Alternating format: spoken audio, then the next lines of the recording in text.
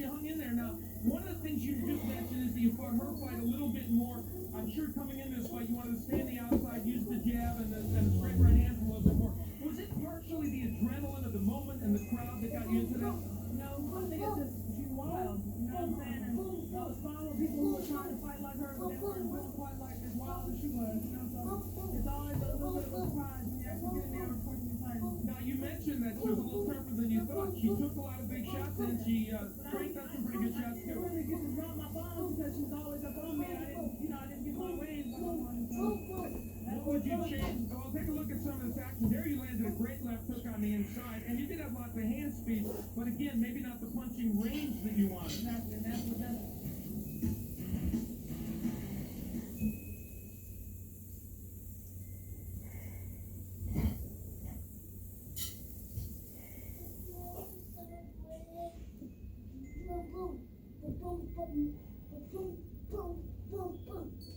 Muhammad Ali had done the impossible, recapturing the heavyweight title from George Foreman. But he was not satisfied.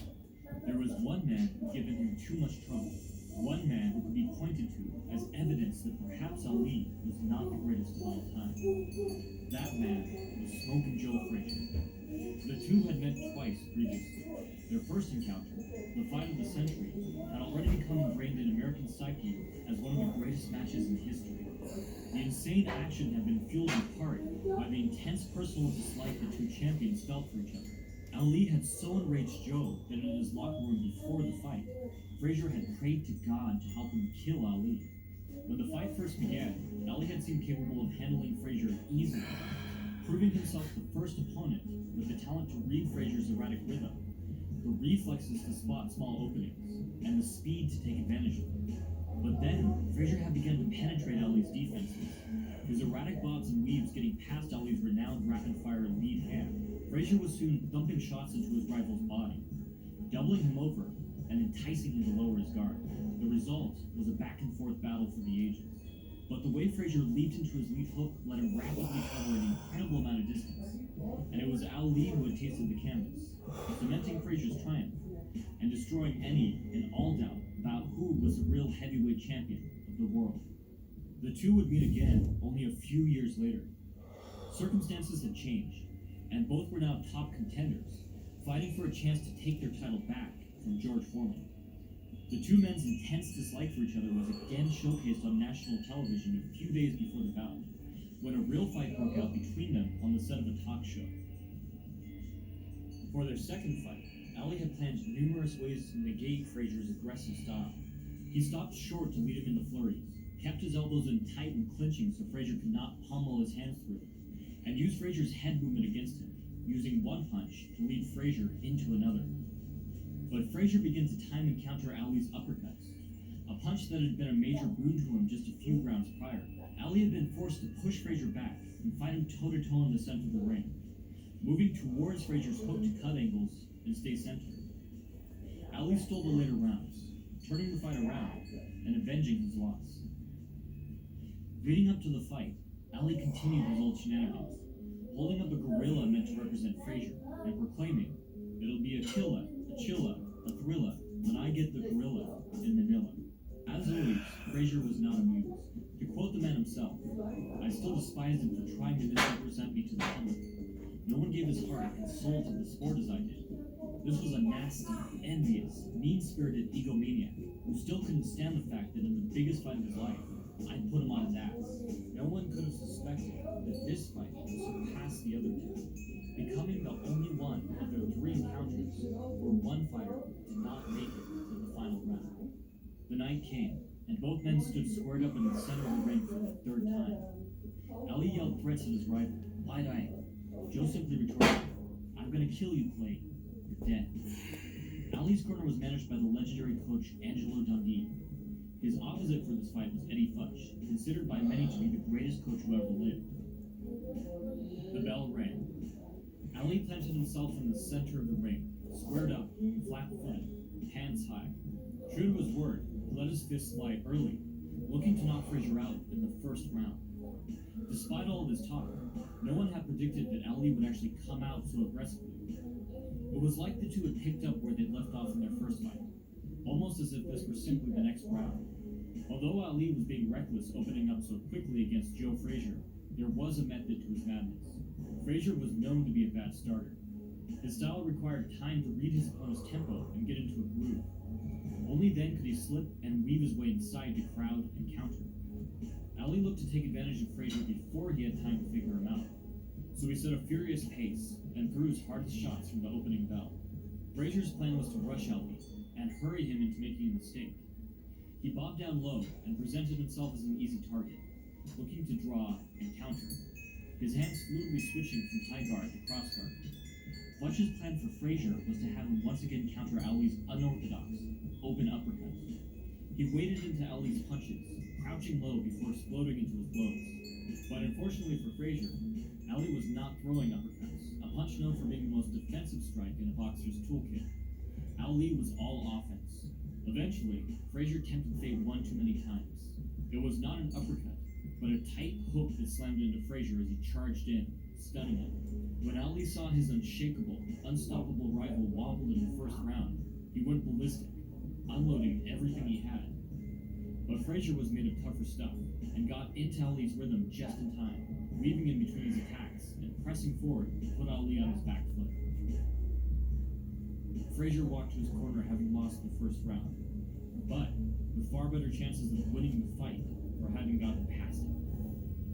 The second quickly arrived. Only a few seconds in, something happened that would drastically change the course of the fight.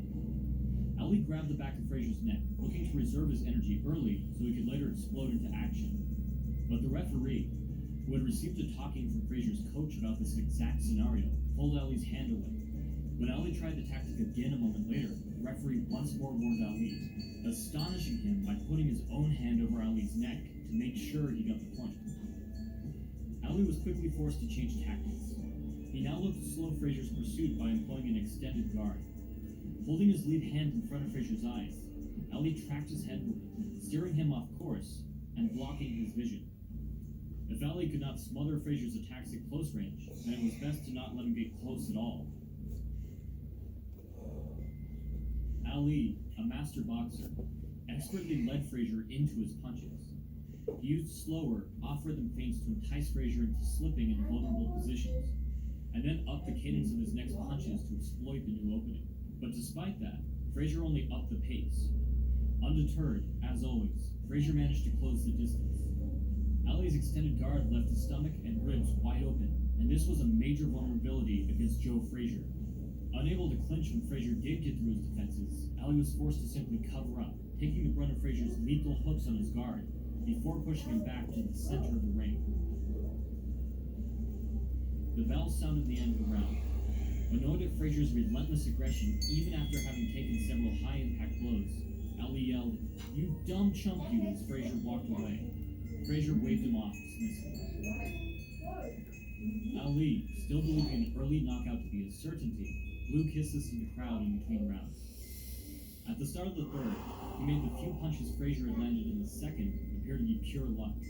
He now paired his tight guard with his extended lead hand, mixing in his offbeat jab to set up harder shots. But Frazier, who Angelo Dundee referred to as an Energizer Bunny in boxing trunks, shrugged off Ali's punches as if they were nothing and marched forward, closer and closer. Ali was catching Frazier with the same tight hooks that had rocked him in the first, but Frazier didn't seem to notice he was getting hit. Ali's feints were still setting up several solid shots, but Frazier was now just simply taking them and returning one of his own. It was becoming more and more dangerous for Ali as Frazier got into his groove. All out of room, Ali shelled up in the corner. He invited Frazier to unload on his guard, pushed him away, and then, just as he had against George Foreman, called him back. According to the referee, Ali was reciting derogatory poetry for Frazier as he yelled at him, as if he were trying to win a boxing match and a rap battle all at the same time. Ali's hope was that he could incite Frazier throwing wide, unfocused, sloppy punches that he could then deflect, smother, and throw off course, just as he had done with George Foreman. But as Frazier put it, was no dope he was going to rope this time. Sit on the ropes and he was going to pay. I hit the chump whenever and wherever, the way Rocky Marciano used to do to guys.